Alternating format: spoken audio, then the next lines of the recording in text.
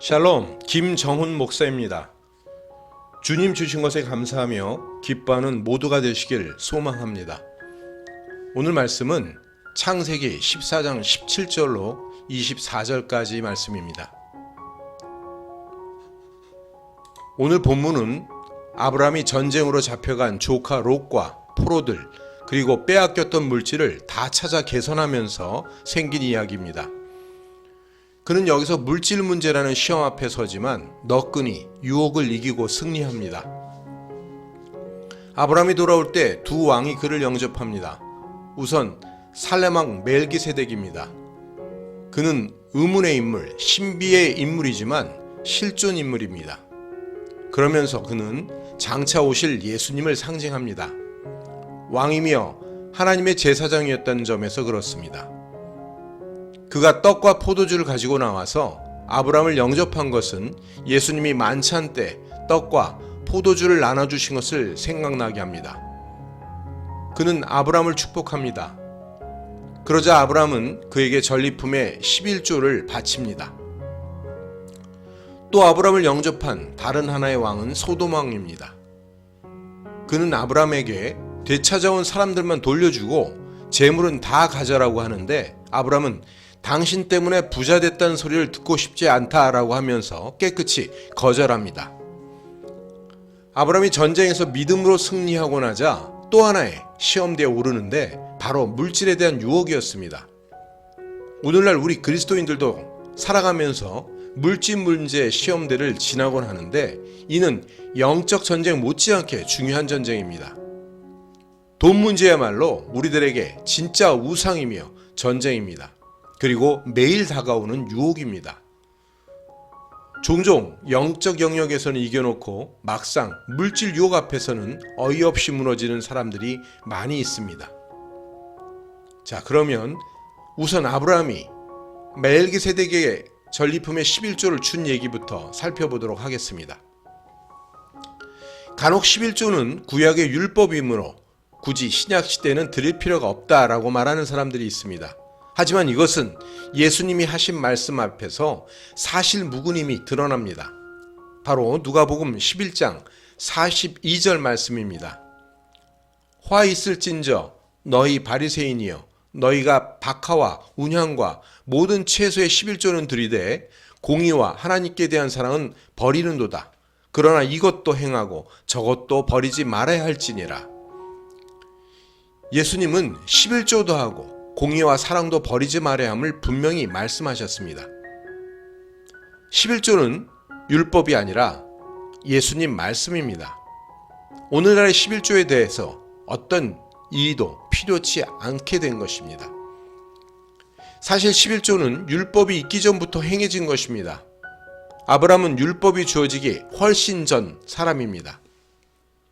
아브라함은 11조를 율법으로 들은 것이 아니라 믿음으로 드렸습니다. 은혜 받은 것에 감사해서 드렸습니다. 20절에서 멜기세덱은 아브라함에게 너희 대적을 내 손에 붙이신 지극히 높으신 하나님을 찬송할지로다 라고 하는데 이는 곧 이 승리를 주신 분은 다름 아닌 하나님이시다. 하나님께 영광 돌려라 라는 뜻입니다. 이 말씀 앞에서 아브라함은 바로 11절을 바쳤는데 이것은 무슨 뜻일까요? 아마도 아브라함은 이렇게 생각했을 것입니다. 이 전리품이 과연 하나님이 아니었으면 가능했을까? 또 내 힘으로는 하나도 얻을 게 없다. 내가 얻은 것은 전적으로 하나님의 은혜로 된 것이다. 그래서 그는 막대한 재물을 얻었지만 그것은 엘람왕의 것도 아니고 소돔왕의 것도 아닌 또 자기 것도 아닌 하나님의 것임을 깨달은 것입니다. 이것은 하나님의 것입니다 하며 드리는 것, 이것을 얻게 해주신 하나님께 영광 돌려드립니다 라고 하며 드리는 것, 이것이 바로 11조의 정신입니다. 아브라함은 율법을 지키느라고 11조를 드린 것이 아니었습니다. 목축업을 하는 전쟁 문외한이 군사적으로 오합지졸들을 이끌고 가서 죽지 않고 살아왔다는 것만으로도 은혜였는데 게다가 그 모든 것을 빼앗아 올 수 있었다는 것이 은혜가 아닐 수 없었습니다. 그는 너무 감사해서 감사 표시를 하지 않을 수 없었던 것입니다. 이것이 바로 11조입니다. 11조는 율법 이상의 것입니다.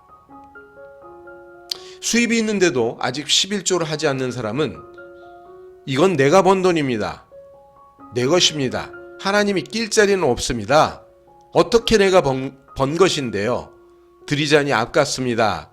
라고 말하는 것과 똑같은 것입니다. 11조 문제는 일종의 물질 유혹입니다. 그렇기 때문에 하나님 은혜로 구원받은 사람이 11조를 드리지 않는 것은 물질 유혹에 넘어간 것이라고 해야 할 것입니다.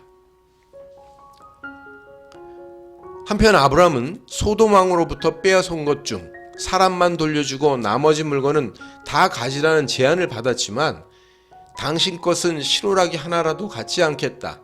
혹시라도 당신이 나를 부자 만들어줬다는 소리를 듣게 될까봐 라고 하면서 단호히 거절했습니다.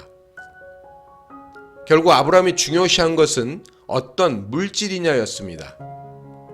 소돔이란 죄악도성입니다.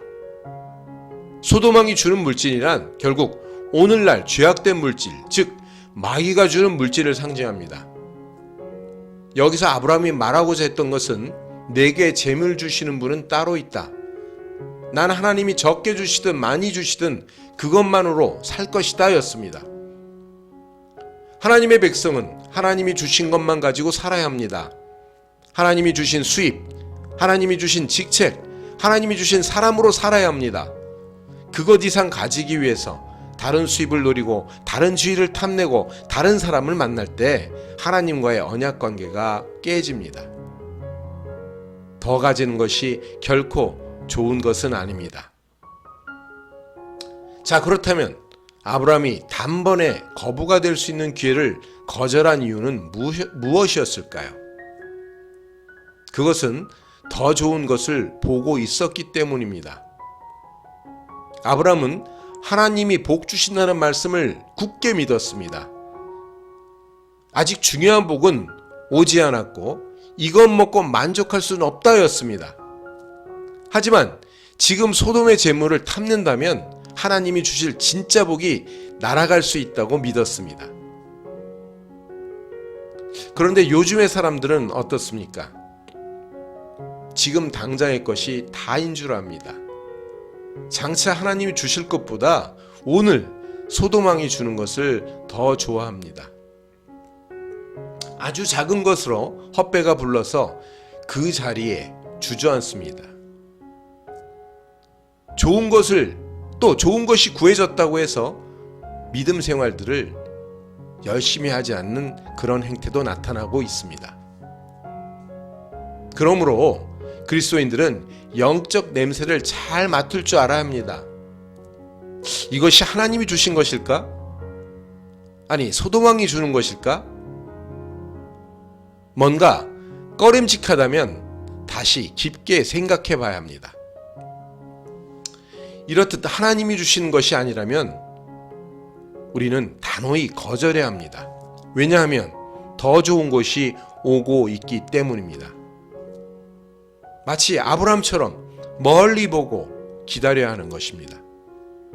아브라함이 본토와 친척, 아비집을 떠난 것을 얼른 보면 망한 인생처럼 보이지만 하나님은 가나안의 뜨내기 목자를 높여주셨습니다.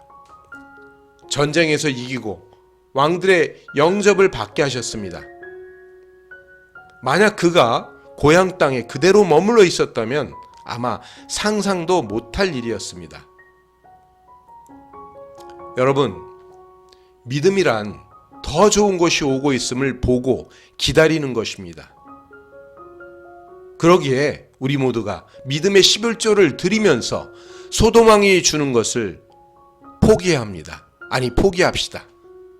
왜냐하면 더 좋은 것이 오고 있기 때문입니다.